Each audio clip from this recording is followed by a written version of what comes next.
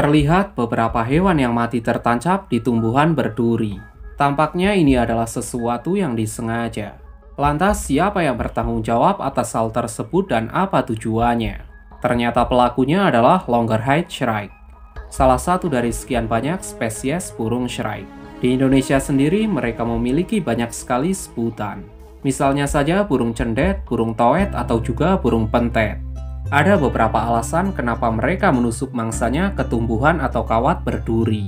Yang paling utama tentunya sebagai alat penahan agar memudahkan mereka mencapik mangsanya tersebut.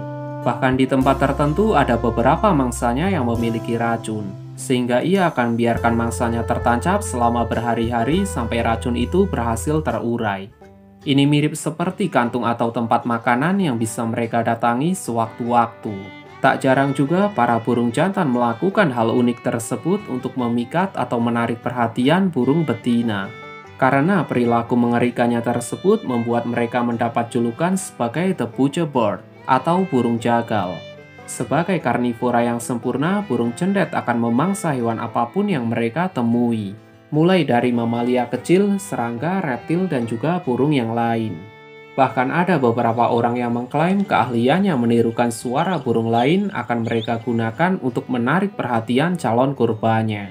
Karena kicauannya yang merdu itulah membuat burung cendet kerap diburu untuk diperjualbelikan. Selain itu, berkurangnya habitat mereka juga membuat populasinya kian menurun. Setelah melihat kreasi dari sang predator, kita berpindah ke sebuah tempat di mana terdapat sebuah sarang rayap yang berbentuk menyerupai kastil. Sarang ini menjadi rumah yang sangat sempurna bagi sekelompok dwarf mongoose atau garangan kerdil. Mereka dikenal memiliki hubungan sosial yang cukup baik dengan beberapa binatang lain. Misalnya hubungannya dengan burung rangkong. Setiap pagi, burung rangkong akan pergi mendatangi tempat mereka. Lalu dengan penuh semangat, sekelompok garangan kerdil ditemani seekor burung rangkong akan menjalankan aksi mereka. Pertama-tama, pasukan garangan kerdil akan mencari sebuah tempat di mana terdapat banyak sumber makanan. Sedangkan tugas burung rangkong adalah mengamati bahaya di sekitar. Kini mereka semua telah berada di posisinya masing-masing dan siap menjalani hari yang panjang. Garangan kerdil akan memangsa berbagai macam hewan kecil, dan yang menjadi favoritnya adalah bekicot.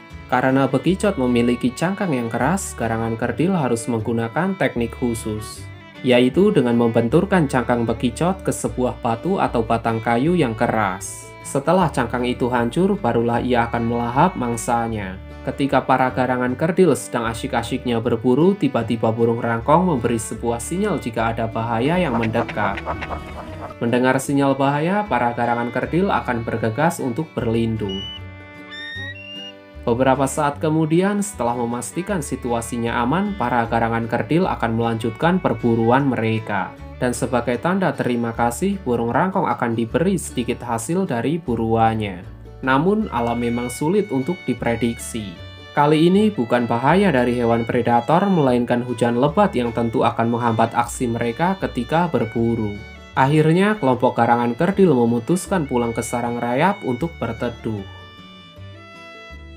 Dan tak lama setelah hujan berhenti, kini tiba saatnya mereka melanjutkan aktivitasnya kembali.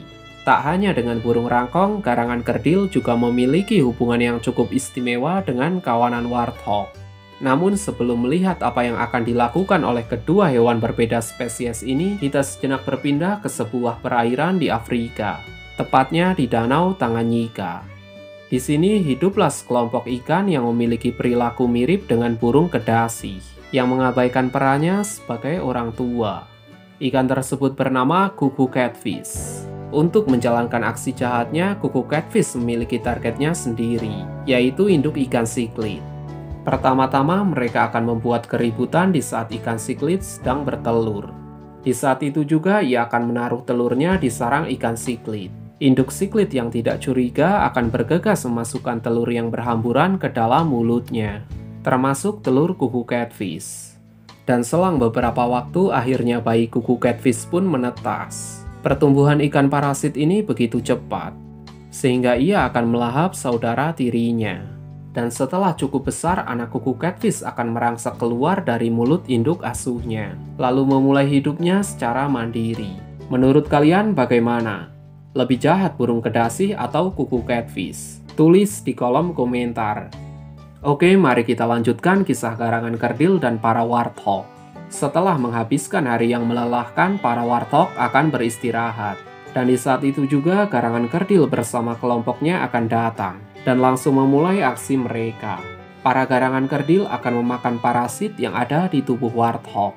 Hal itu tentunya membuat para warthog merasa seperti mendapatkan pijatan gratis. Ditambah lagi tubuhnya akan menjadi bersih dari parasit. Hubungan mereka bisa disebut sebagai simbiosis mutualisme, yang artinya saling menguntungkan. Tidak seperti kuku catfish yang hanya mementingkan dirinya sendiri. Oh ya, garangan juga dikenal sebagai salah satu musuh yang cukup ditakuti oleh ular berbisa, misalnya ular kobra. Sehingga daripada harus berurusan dengan para garangan, ular ini lebih memilih untuk menyingkir.